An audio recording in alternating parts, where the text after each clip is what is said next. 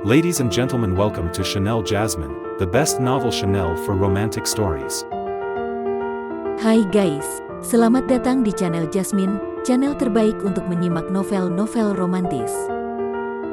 Mohon dukung channel ini dengan subscribe, like dan share video-video yang ada di channel ini. Terima kasih.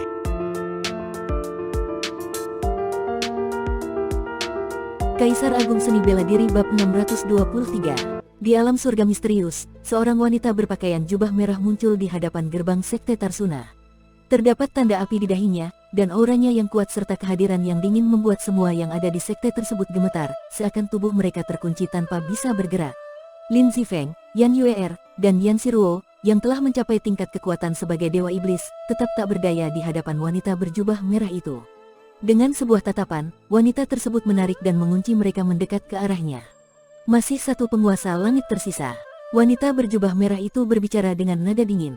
Hanya dengan pandangan, dia menatap pintu gerbang utama sekte suci mistik, membuat Feng Wuxin, seorang penguasa langit tingkat menengah, berubah pucat dan memuntahkan darah. Siapa dia sebenarnya? Pikir Feng Wuxin, terkejut oleh kekuatan wanita tersebut yang jauh melebihi bayangannya. Tanpa penjelasan lebih lanjut, wanita berjubah merah itu melepaskan kesadaran spiritualnya, memaksa masuk ke dalam pikiran Yan Yuer, Yan Siruo, dan Cha Ziyan, mengakses ingatan mereka.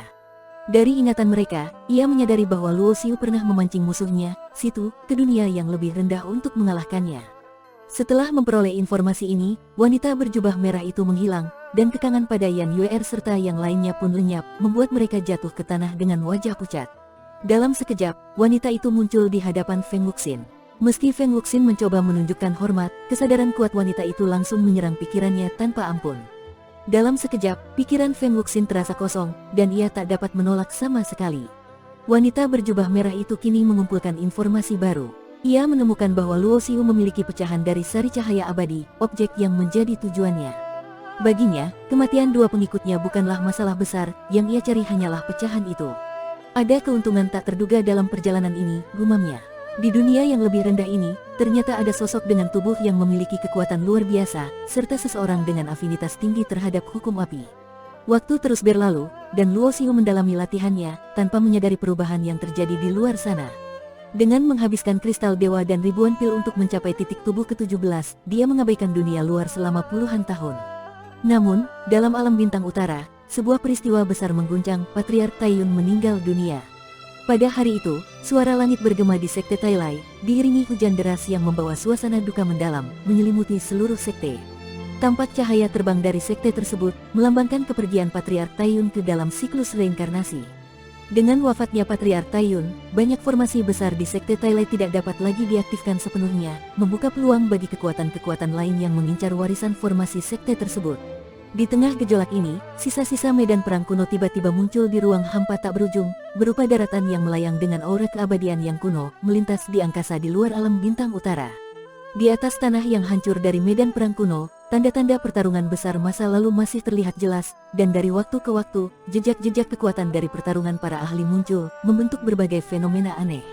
Kehadiran situs peninggalan ini segera menggemparkan alam bintang utara, menarik perhatian para ahli, terutama Raja Dewa dari berbagai sekte besar yang segera datang ke lokasi tersebut. Di medan perang kuno ini, jejak kekuatan para ahli memberikan wawasan yang besar. Bahkan seorang Raja Dewa setengah langkah dari Gunung Raja Suci, ketika merenungkan jejak-jejak kekuatan ini, berhasil menembus batas kekuatannya dan mencapai tahap Raja Dewa, mengundang guntur dari langit sebagai hukuman ilahi. Berita tersebut mengejutkan seluruh alam bintang utara. Dalam dunia yang diciptakan oleh Kaisar Dewa, hampir tidak mungkin untuk mencapai tingkat Kaisar Dewa. Maka, Raja Dewa adalah puncak tertinggi yang dapat dicapai oleh para ahli di alam ini. Seiring waktu, para setengah Raja Dewa dari berbagai kekuatan berlomba menuju situs peninggalan kuno tersebut, berharap mendapatkan pencerahan dari jejak kekuatan para ahli zaman dahulu. Ketika seluruh alam bintang utara tergila-gila dengan situs kuno ini, di sebuah gunung terpencil, Luo Xiu duduk dengan tenang dalam meditasi. Detak jantungnya berirama, setiap detaknya mengalirkan energi kehidupan ke seluruh tubuhnya. Di belakangnya, 17 bintang hitam berkilauan, dengan bintang ke-17 hampir sepenuhnya terbentuk. Setelah menghabiskan semua kristal dewa dan pil yang ia kumpulkan selama bertahun-tahun, hanya tersisa sedikit dari kekayaannya. Akhirnya, bintang ke-17 di tubuhnya menyatu sempurna, meresap ke dalam lengan kirinya. Ketika Luo Xiu membuka matanya, tak ada aura kuat yang terpancar, namun kekuatan di tubuhnya bagai lautan tak berdasar. Luo Xiu mendesah. Bintang ke-18, yang menandakan puncak dari rangkaian titik energi tubuh, membutuhkan kekuatan lebih dari sekadar pil tingkat 6. Setelah menyingkirkan formasi pelindungnya, Luo Xiu melesat terbang. Kembali ke Sekte Tailai dengan identitas Ye Haoran, ia menerima kabar kematian Patriark Taiyun, membuatnya tertegun sejenak. Hubungannya dengan Patriark Taiyun mungkin tidak mendalam, tetapi waktu yang mereka habiskan bersama selama 3 tahun dipenuhi dengan pelajaran tentang formasi. Taiyun selalu mengajar dengan sepenuh hati tanpa sedikit pun niat buruk. Dengan hormat, Luo Xiu mengunjungi tempat Patriark Taiyun wafat dan memberikan penghormatan dengan khusyuk. Ye Haoran, suara tiba-tiba terdengar di belakang Luo Xiu. Dua pria tua, yang tak lain adalah Raja Dewa dari garis keturunan bela diri Sekte Tailai, muncul di belakangnya. Dua tetua, ada urusan apa dengan saya? Luo Xiu menatap mereka dengan pandangan dingin, menyadari ketidaksukaan di mata mereka.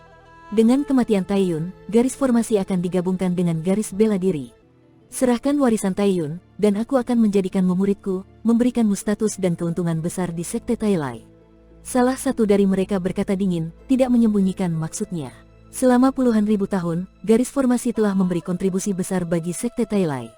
Namun, sifatnya yang independen membuat garis bela diri tidak nyaman, dan hanya karena kekuatan dan reputasi Patriark Taiyun, keseimbangan tetap terjaga. Kini, dengan wafatnya Patriark Taiyun, garis bela diri melihat ini sebagai kesempatan untuk sepenuhnya menguasai garis formasi, berharap dapat mempercepat kemajuan sekte. Bersambung.